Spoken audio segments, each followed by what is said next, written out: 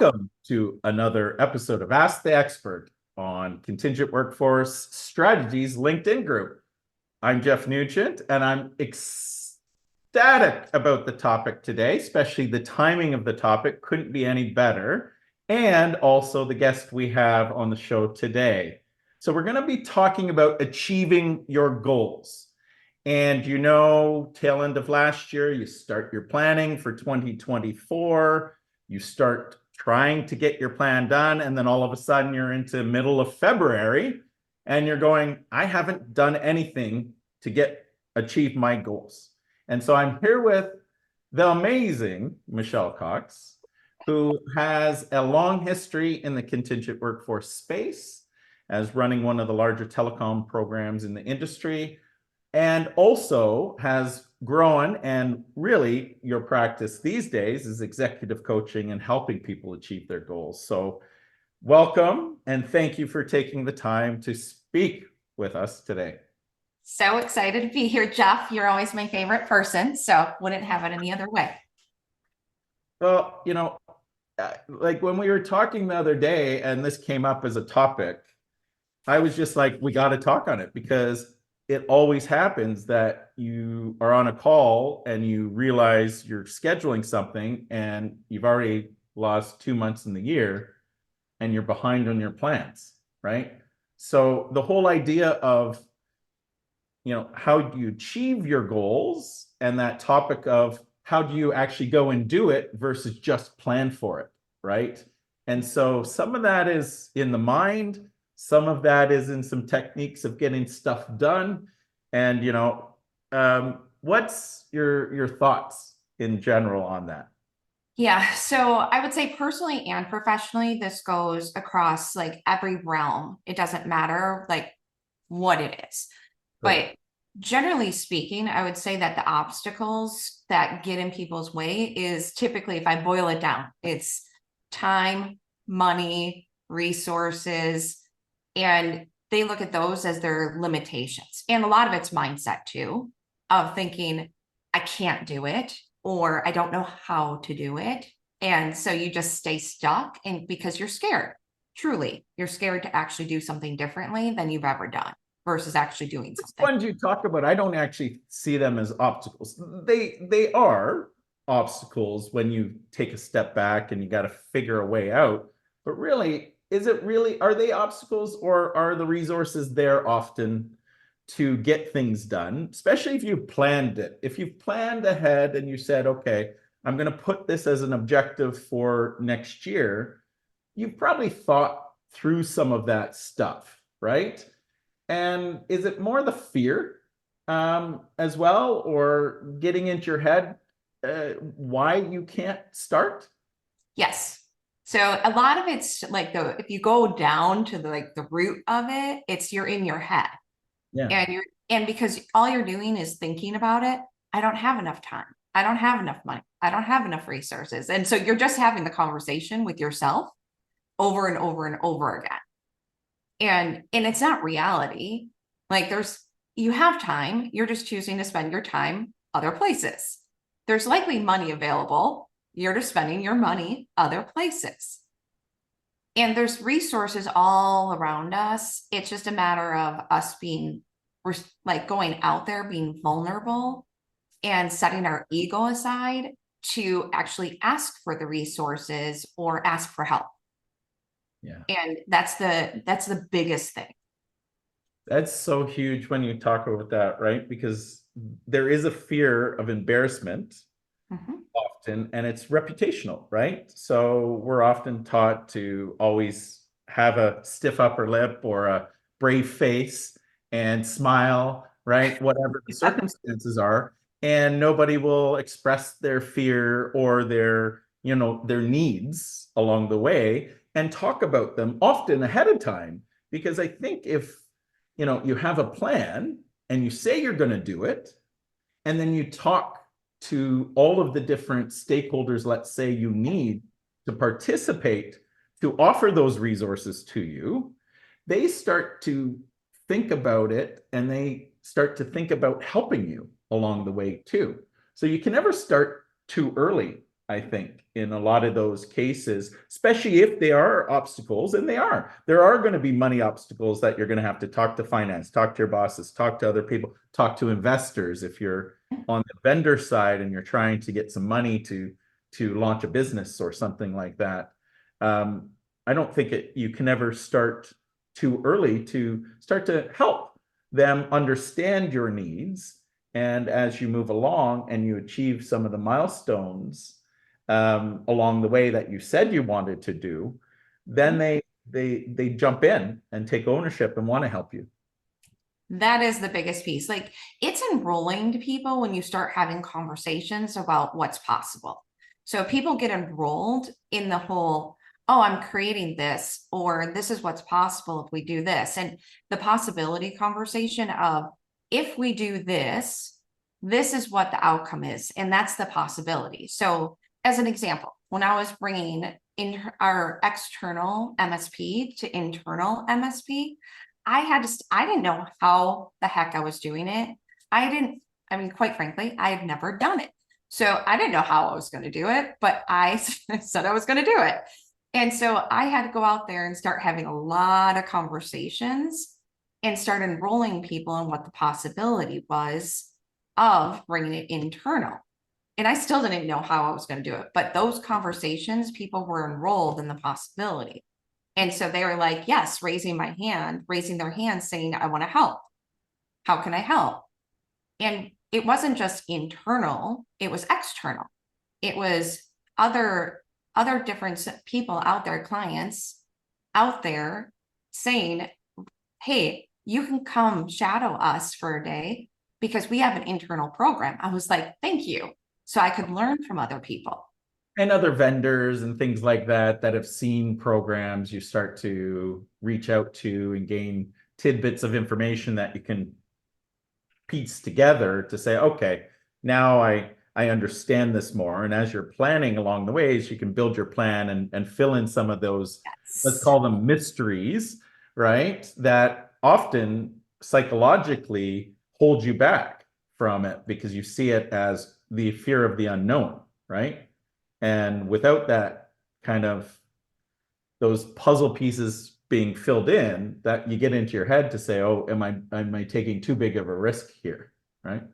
Yeah, I would say the other piece is people want it to be perfect before they're going to start moving forward. So let's just take independently as an example, right? So you and I started having conversations about independently long before, but you were having conversations.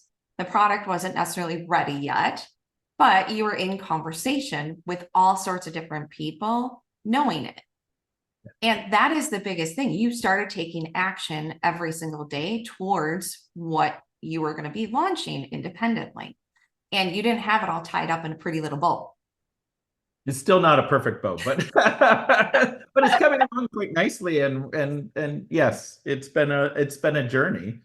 And I think at the end of the day, where there's a will, there's a way. And every stop along or obstacle you bump into, you don't want to see it as, or let's even call it a failure that happens. In startup world or business world, they call it a pivot, where you learn from that mistake or issue and you move on, right? And you don't repeat those mistakes again. And so I think that's one of the things too, is that fear of failure. If you take failure out of the equation and say it's learning versus failure, often that's where you have the confidence to say, okay, I'm kind of treating this as a little bit of an experiment, and then you learn along the way, right? And having external feedback from people that have been there before, etc., just in general, helps you to fill in those pieces to minimize those learning experiences, let's say. But it really does help. And then you have to have that mindset that, okay, if something happens, it's how we react to it and move forward correctly. That's so important.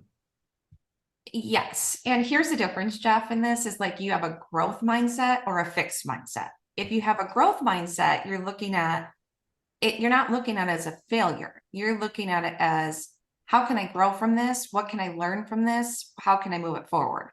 When you have a fixed mindset, it's either like a pass fail. Oh, I failed, so I'm done. And you just stop yourself in that moment.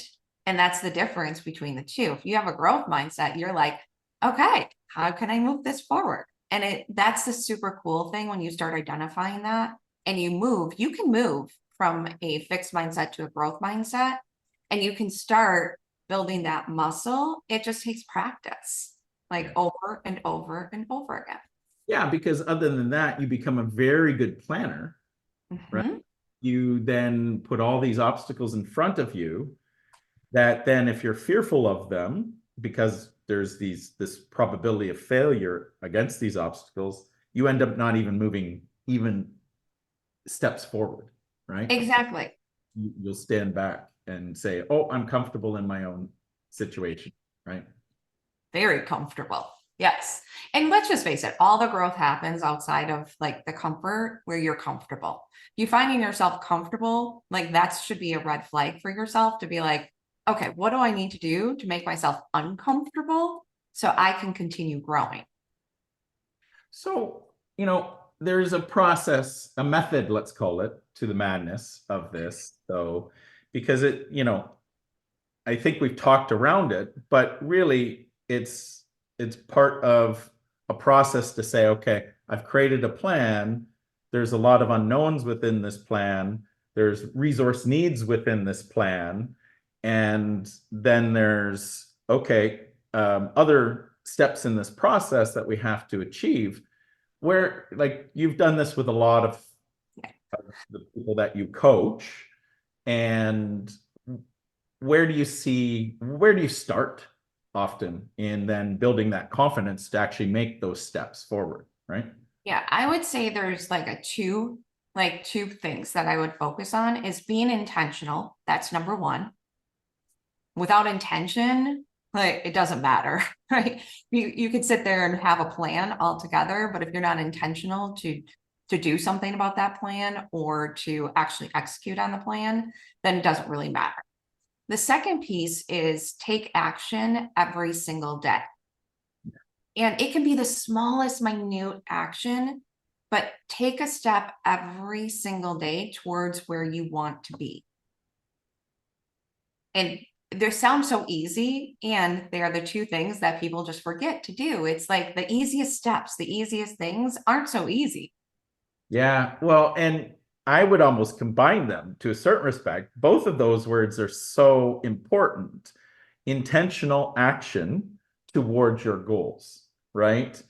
Because there's so much going on day to day that you can get caught up in what happens, especially in our world in contingent workforce, where there's a lot of moving parts, a lot of fires that often pop up that you have to fight and take priority because you're in the moment. But to take that step back and say, hey, I'm going to intentionally use this time to move towards my goal. And is this doing it, or should I choose this path, or this use my time this way and act this way that's going to move towards that goal, is so important when you add those together and you start to think intentional, right? Yes. Like if you put, here are my three top goals of this year, and you list out, here are my three top goals. And every single day you say, here are the one action that I'm going to take in alignment with each one of these goals every single day. And you start doing that over and over and over again, by the end of the year, you're going to have your goal achieved. It's like, it's the simplest thing. Like spend 5 minutes, spend 10 minutes. It doesn't matter. It's not about time. You got the time. You have time available. It's about intentionally utilizing your time. Yep. And taking that goal and then, working, and this is where the planning comes in often. People know how to plan and say, what do I need to achieve that goal? And writing that down and making sure and then every day you're intentionally saying, okay, what do I need today to move that ball forward up towards those goals, right? And it's usually planned out what they need to do, and they know, it's just actually doing it, right? Yes. You know what I find too? So let me just throw this in there is people are great planners. Like they put together a plan. However, they don't necessarily think about the minute details in that plan.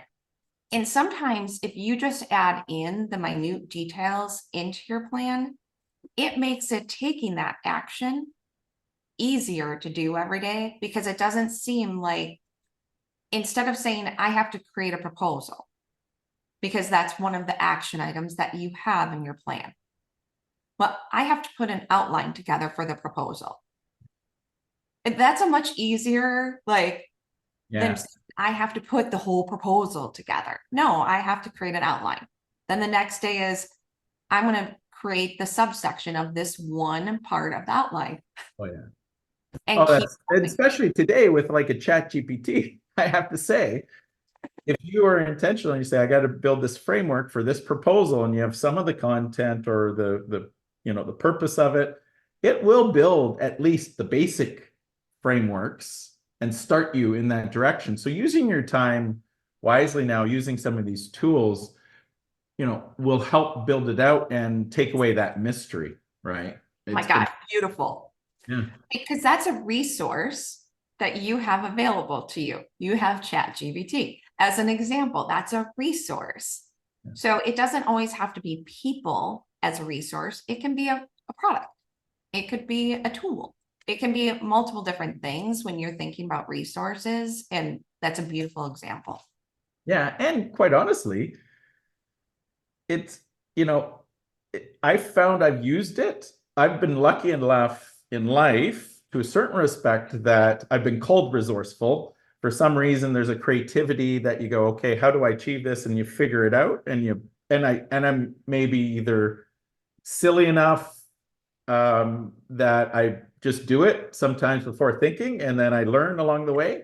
But ChatGPT actually is also awesome for some of the even what resources you need. So you say, I'm doing this in this industry, and it may be wrong, some of it, but a lot of that framework is built out to you what you would have, thought was creativity you need to do. They'll be that. And I love the word co-pilot in that. In Microsoft is deeming that as part of their product line, calling it a co-pilot.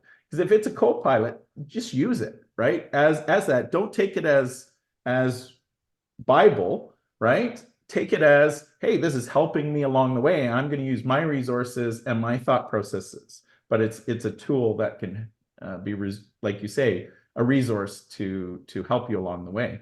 Or just like reaching out to third parties that have Mhm. done it before. They'll say, you got to do this, this, this, and this.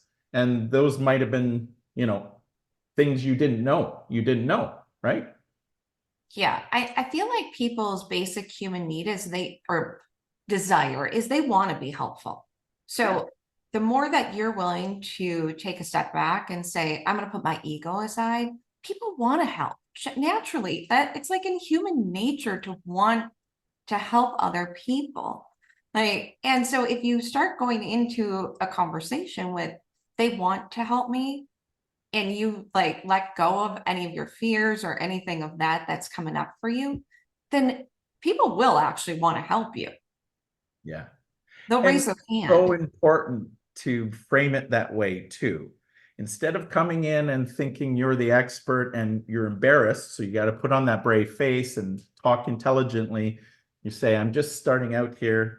I'm trying to figure this out. And even in the subject line, you say informational meeting or something like that to defuse the conversation into, hey, can you just help me out and be vulnerable? I love that it's turned into this conversation is the psychology of how you start with Mhm. some of these things too, and ask for help is so important.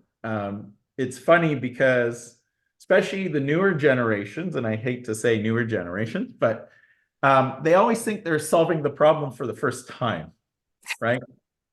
And the answer is you're not solving this for the first time. Mhm. Um, and asking someone that's been maybe in the industry for 20, 30 years, they've seen it and they've already probably stubbed their toe a few times, and they'll help you not from stubbing your toe.